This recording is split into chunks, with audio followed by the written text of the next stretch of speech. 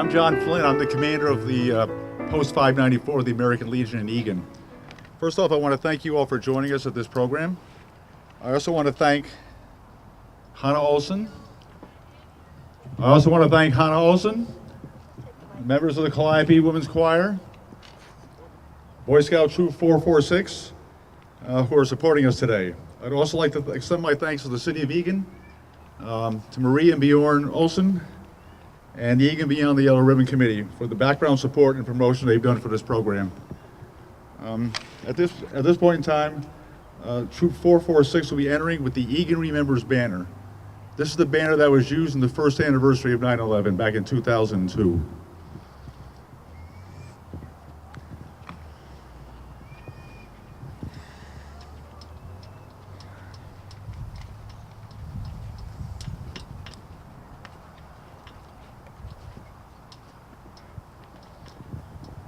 At this point, I'm going to ask Hannah Olson to sing the national anthem.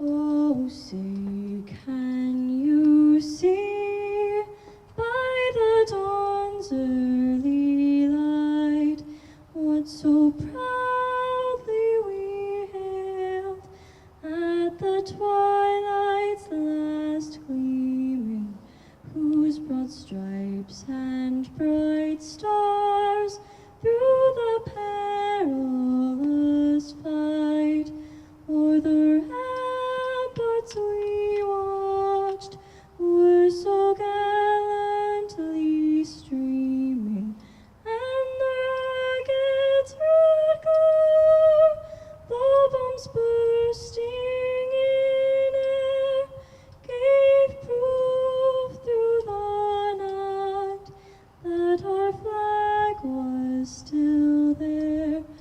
Oh, say does that star-spangled banner yet wave o'er the land of the free and the home of the brave?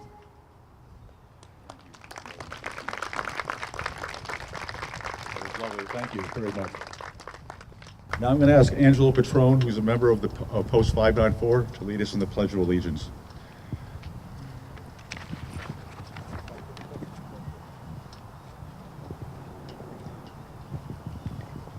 I pledge of allegiance to the flag of the United States of America, and to the republic for which it stands one one nation, under God, indivisible, with liberty and justice for all.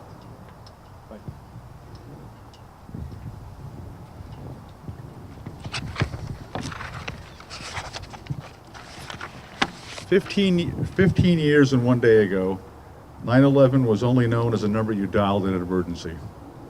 That changed for all of us the next day, and for nearly 3,000 people, it was the last change they ever saw.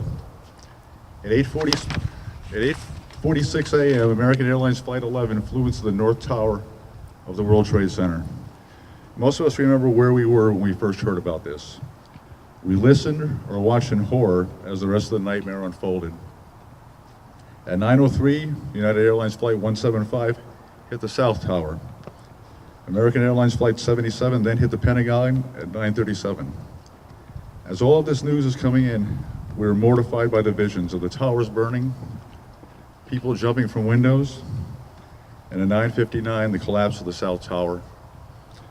We then heard about United Airlines Flight 93 crashing into a field in Shanksville, Pennsylvania at 10:03. The final tragedy was when the North Tower collapsed at 10:28. We lost 70 civilians and 55 military personnel at the Pentagon, 265 passengers and crew on those 4 airplanes, and 2,606 people at the Twin Towers that day. Those innocent victims were doing the same things we do.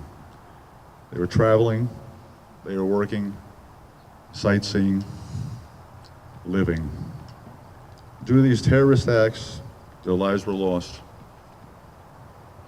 I think that my emotions ran the gamut from shock to anger to grief that day. but that pales to what the victims must have felt, and those who lost loved ones probably still feel today. And what courage it must have taken to rush a terrorist, as Todd Beamer said, "Let's roll." And the bravery of the 343 firefighters, 60 police officers, and 8 emergency medical technicians who lost their lives trying to save as many others as they could at the World Trade Center. Somehow tragedy brings us together as a nation. We would like to remember this day with the same sense of patriotism and resilience. It is also a day of deep sadness for the losses we suffered on September 11, 2001, and those we've lost since in the ensuing global war on terror. As President Obama said in 2014, America will never forget the September tragedy that shook our nation's core. On a day that began like so many others, a clear blue sky was pierced by billowing black smoke as a wave of grief crashed over us. But in our darkest moments, we summoned courage and strength, and out of horrible devastation emerged the best of our humanity. On the solemn anniversary, we pause in remembrance, in reflection, and once again in unity. As we remember all those we lost on that day, and the Americans who made the ultimate sacrifice in the wars that followed, we must strive to carry forward their legacy. On this National Day of Service and Remembrance, we take up their unfinished work and pay tribute to their lives with service and charity. Through these acts and quiet gestures, we can honor their memory and reclaim our sense of togetherness. Thank you. I would now like to ask the Calliope Women's Chorus to lead us in God Bless America.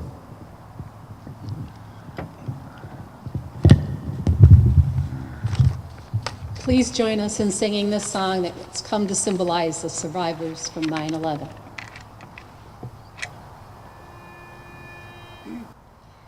God bless America, land that I love. Stand beside her and guide her through the night with the light from above. From the mountains to the prairies, to the oceans white with blue. God bless America, my home sweet home. God bless America, my home sweet home.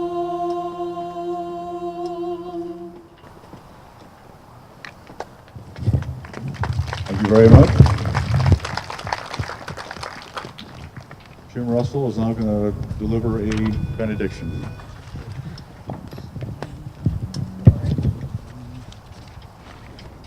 Thank you.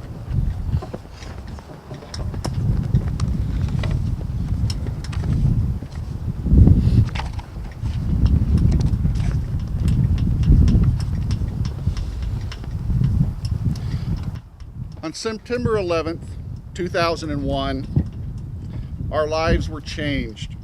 Loss came into our world in a shocking and tragic way. Loss of innocence as a nation, loss of security in our communities, loss of lives and livelihoods for so many individuals. We shall never be the same after that dark day, and yet we must carry on. We are marked and scarred and still find need for healing. But we have survived to see a new day.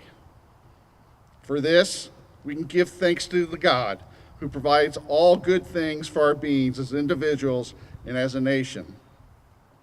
Therefore, let us mark this day with prayers of remembrance, prayers of healing, prayers of thanksgiving, and prayers for guidance as we go forward in our lives together. Let us pray.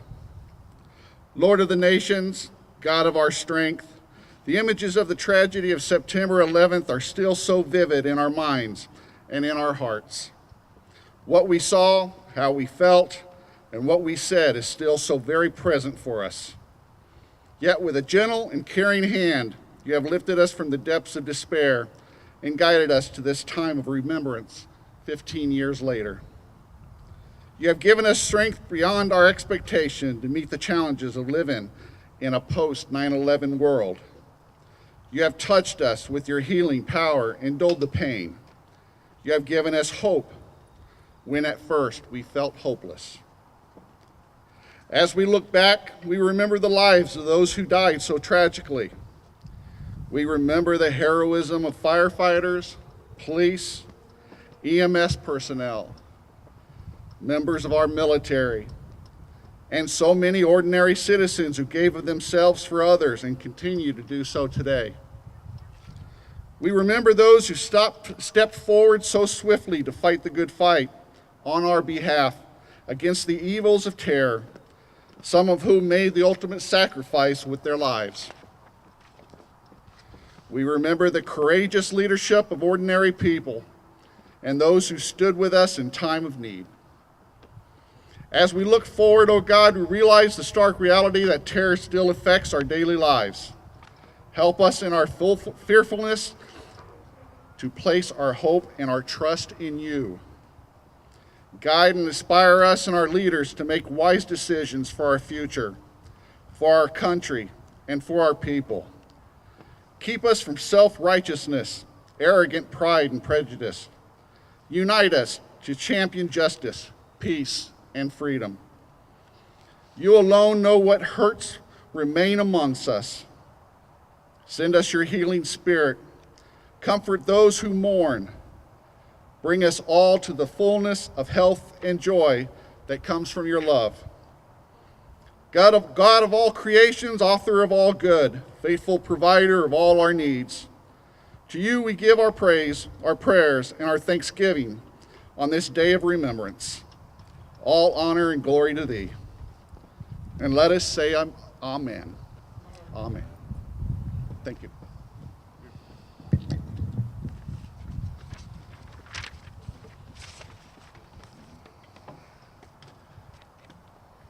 you very much. I will now ask that you join us in a moment of silence for the victims of September 11, 2001, and those who made the ultimate sacrifice while protecting us in the global war on terror.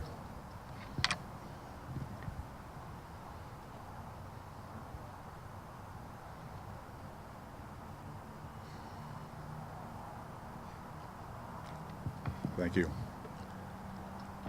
Now, I'm going to ask Tom Mullen, our past commander, to perform taps.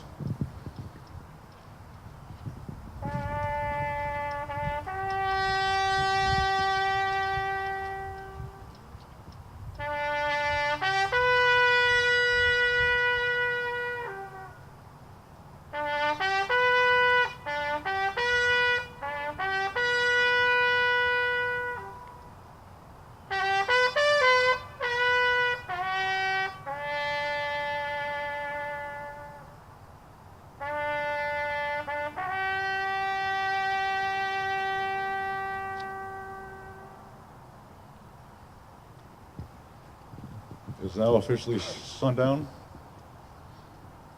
and we will raise the flags. Lieutenant Pike from the police department, Rich Brown from the fire department, Dan Sano and Tom Pallon from the Legion.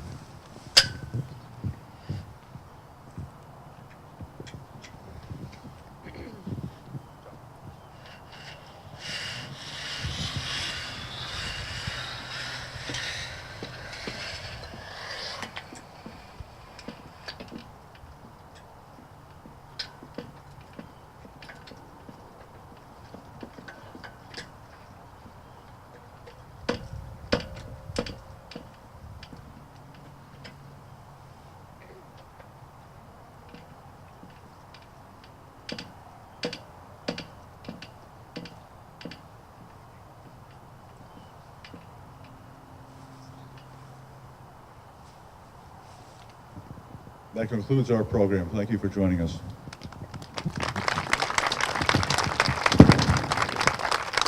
Thank you.